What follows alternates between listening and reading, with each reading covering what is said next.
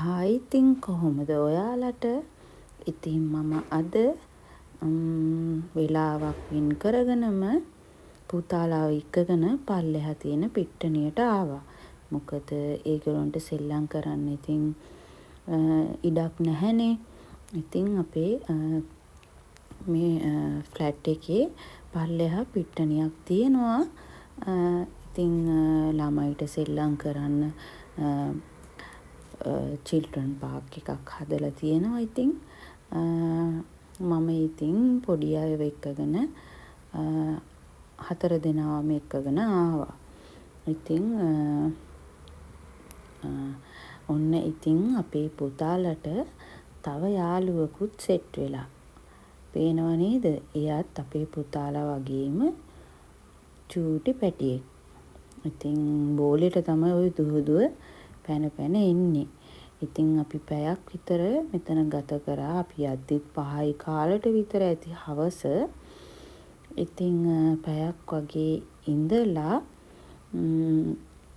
ඉතින් පුතාලා කිව්වා අම්මා ඉතින් දැන් ඇති අපි ගෙදර යමු කියලා. මොකද හවස් වෙනවනේ. ඉතින් ඒ නිසා අපි දැන් මේ උඩට එන ගමන් තමයි ඉන්නේ. ඊට පස්සේ අපි ගෙදර ඇවිල්ලා පොඩි අය ගියා ඇඟ හොදගන්න. ඊට පස්සේ මම ඉතින් මේ තේ එකක් හදන්න තමයි යන්නේ. 3 වෙනියට නම් තේ එපා කිව්වා.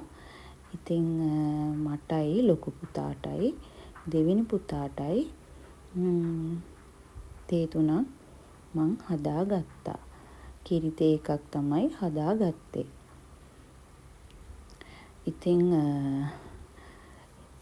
ඒගොල්ලොන්ව ගෙයිම තියාගන්නත් බැහැනේ. ඉතින් ගොඩාක් දුරට ඉතින් අපිට වෙලාවක් හම්බෙන්නේ හරි අමාරු වෙන්නේ. ඔහොම ඉන්නකොට ඉතින් මම සැලුන් එකක් නේ කරන්නේ. ඉතින් මම දැන් බබා හම්බුණාට පස්සේ තාම සැලුන් එකට ගියේ නැහැ. මොකද එයාගේ බාර් ඉෂ්ට කරනකම් මම තාම සැලුන් එක ඇරියේ නැහැ.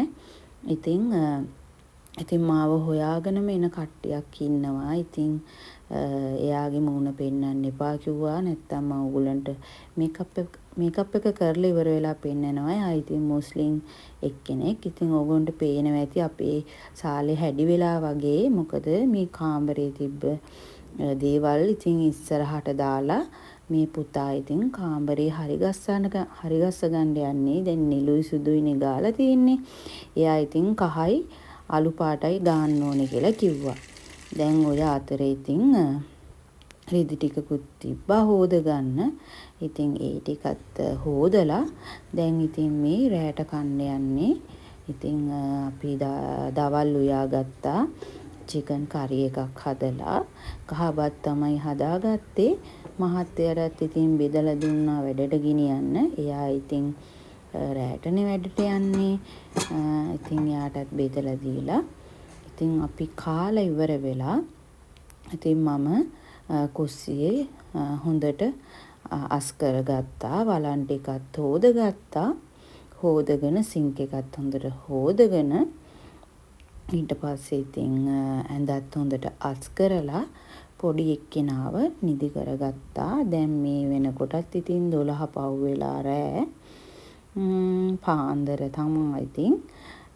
පාන්දර මං හිතන්නේ 2ට වගේ. ඉතින් එයාවත් නිදි කරලා ඉතින් ඊට පස්සේ ලොකු පුතා ඉතින් හැරගෙන හිටියා. එයා මට ලොකු උදව්වක් කරනවා. ඉතින් මං කිව්වා පුතේ අම්මට තේ එකක් හදලා දෙන්න කියලා. ඉතින් ඒ වගේ උදව් එයා මට කරලා දෙනවා. ඉතින් එයා මටයි එයාටයි තේ දෙකක් හැදුවා.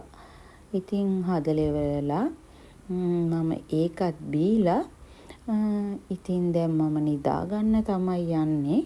මම අපේ කාමරය හදන වීඩියෝ එක ගේන්නම්. ඉතින් ගිහින් එන්න. මගේ වීඩියෝ බලන්න. සුබ දවසක්.